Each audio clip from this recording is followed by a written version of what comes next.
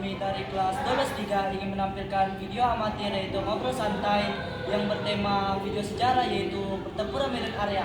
Saya Raba dan Nur Fitra. Saya Rehan Galakbar. Saya Tiara Gustina. Saya Safira Tanam. Saya Lena Safira. Saya Rania Putri. Saya Ina Putra Gadati.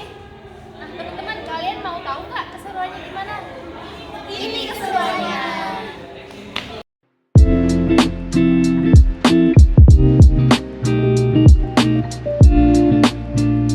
Guys, kalian lagi ngapain nih? Gak ada sih, kami cuma lagi bosan aja. Daripada kita bosan, mending kita bahas sejarah. Kayaknya seru itu. Betul, Sob. Boleh deh, Boleh. Boleh. Mau bahas apa nih? Kayaknya kita bahas sejarah pertempuran Medan Area nggak sih? Nah, itu yang iya, kemarin boleh, baru kita boleh. bahas nggak sih ya kan dengan Bu Ratna?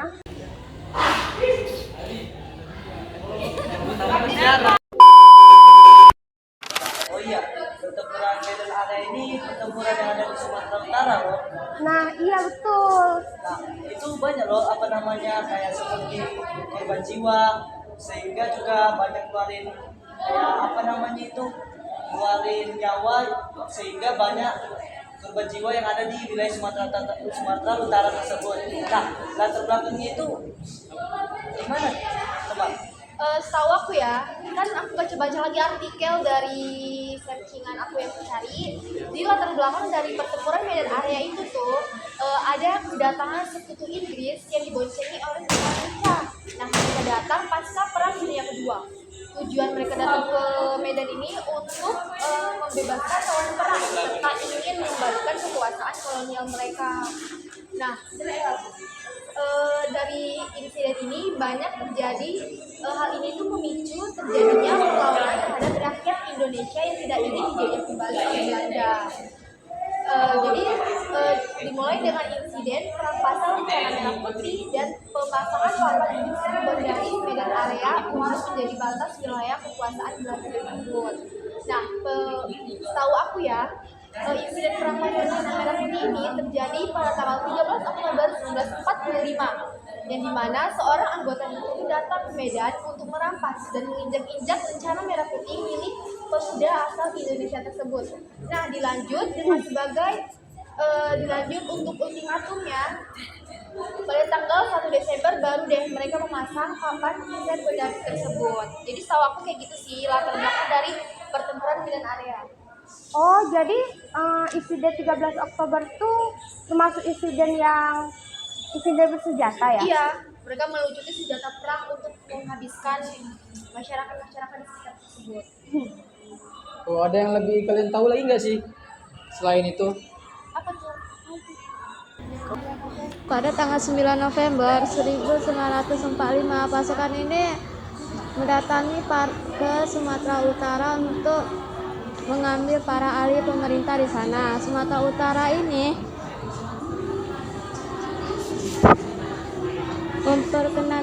memperkenankan sekutu menempati beberapa daerah di Medan untuk sekedar menghargai kedatangan mereka. 13 Oktober 1945, seorang Belanda merampas lalu menginjak lampu lalu lintas yang ada di Jalan Bali Medan.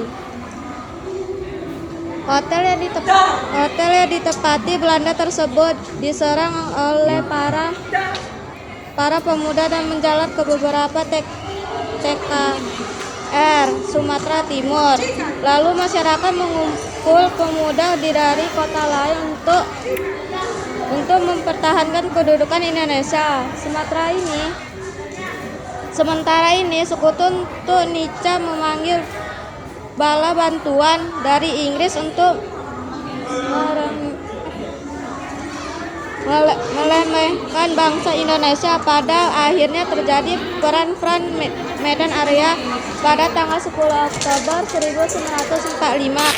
Nah, kalau aku juga nih, sebelum tanggal insiden 13 Oktober 1945 itu, di situ tuh lebih tepatnya tanggal 9 Oktober 1945 itu ada datang seorang jenderal dari sebelah sekutu. Nah, ada tahu nggak teman-teman siapa kira-kira jenderalnya? Jenderal Sudirman.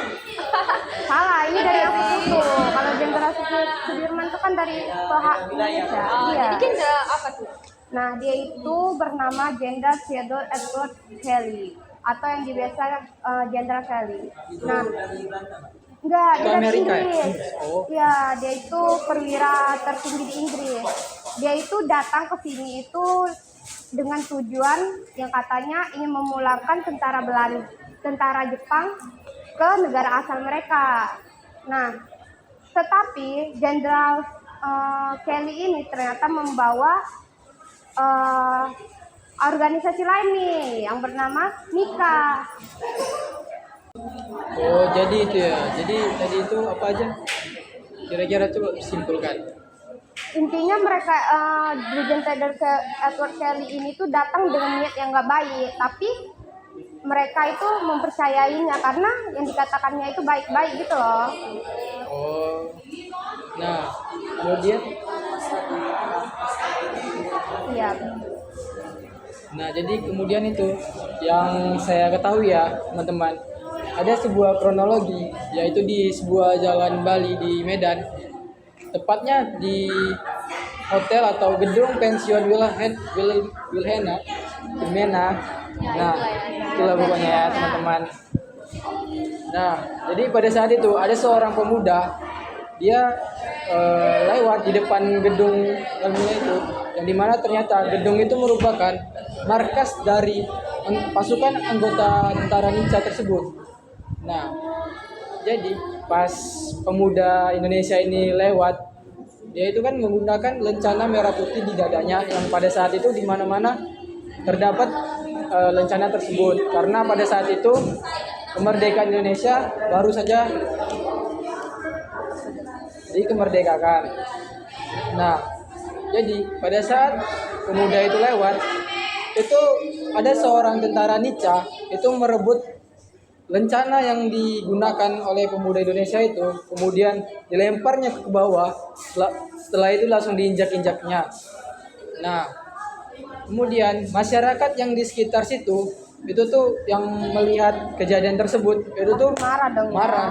Iya, betul sekali. Jadi masyarakat itu marah dan mereka beranggapan bahwa berani-beraninya tentara anggota Nica tersebut menginjak-injak simbol kebanggaan Indonesia yang pada saat itu baru saja diperjuangkan kemerdekaannya.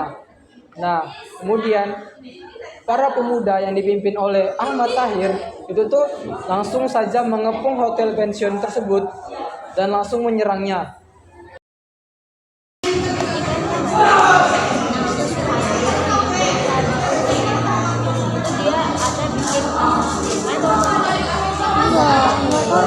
Itu kayak peninggalannya belum ada sih. Ya, tapi dia kayak tulisan, cuma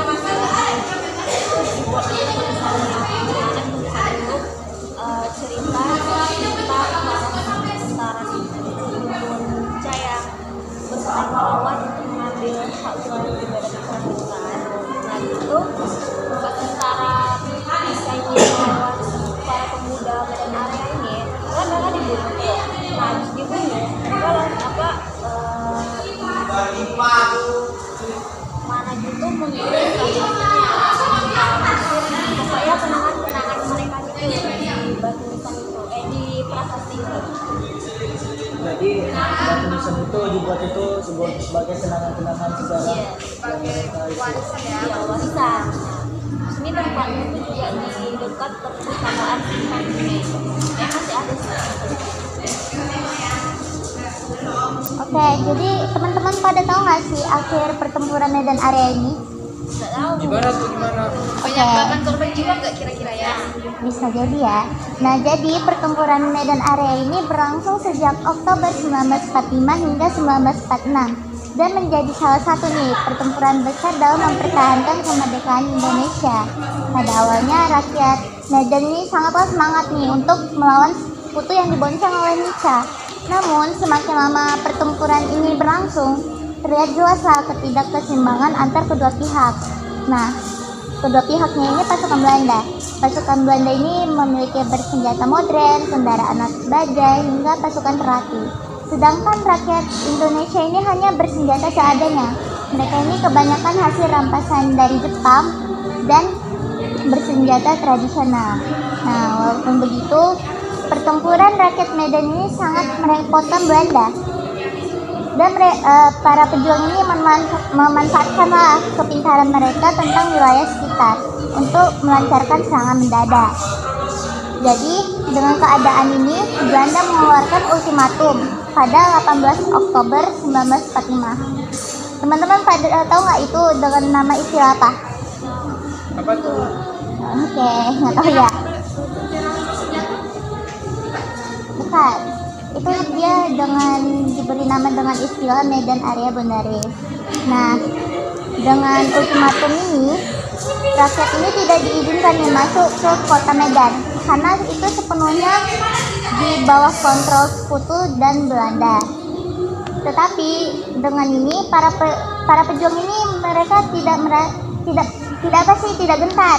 Mereka terus saja melanjutkan serangan tersebut hingga ultimatum berakhir. Oke, segitu aja sih. Kan tadi kan itu udah bahas akhir pertempuran Medan Area kan. Nah ini ada juga loh teman-teman dampak pertempuran Medan Area itu. Nah, yang pertama itu memperkuat nasionalisme di Sumatera Utara teman-teman. Nah itu walaupun Sumatera Utara dulunya pas perang nggak ada siapa kayak masih kecil, namun semangat pejuangnya itu mereka kayak seperti dari kalangan pelajar hingga juga masyarakat biasa ikut serta dalam kayak dukungan logistik hingga perang-perang berkecilan. Mereka itu saling melengkapi dalam menyerang tentara Nica tersebut. Nah, dari situlah memperkuat nasionalisme dan persatuan yang ada di Sumatera Utara tersebut. Nah, kemudian juga ada lahirnya yang disebut sebagai wadah dalam satu Tentara Nasional Indonesia. Nah, kenapa disebut lahirnya? Teman-teman bisa tahu nggak kenapa dia disebut wadah Tentara Nasional Indonesia lahir di Sumatera Utara tersebut? Nah, itu gara-gara dulunya waktu pas zaman mereka itu perang tidak mengandalkan otak, melainkan mengandalkan cuma otot doang. Jadi mereka itu kalah. Pertamanya itu Sumatera Utara itu kalah, sehingga mereka itu tidak mempunyai kayak pemimpin yang terstruktur dan pemimpin yang kayak seperti dia terpimpin gitu. Nah, akhirnya muncullah wadah dalam satu wadah yang disebut sebagai Tentara Nasional Indonesia. Nah, muncullah itu akhirnya pertempuran Medan Area ini dengan melawan Nica tersebut akhirnya kayak seimbang gitu teman. Dan kemudian berkat semangat nasionalisme mereka akhirnya pertumpahan darah dan keringat dan air mata mereka akhirnya begitu berarti kepada generasi-generasi penerus bangsa yang sekarang ini. Jadi kayak gitu ya, pertempuran Medan Area itu kayaknya sangat berkesan bagi warga Medan sana nggak sih? Soalnya banyak banget yang memakan banyak korban jiwa gitu. Oh iya. Kayaknya dicariin nih. Jadi kita pulang aja. Nanti kita ketemu lagi kayak gini buat ceritain tentang banyak pertempuran lainnya. Ya, selain sejarah Medan. Iya, oke.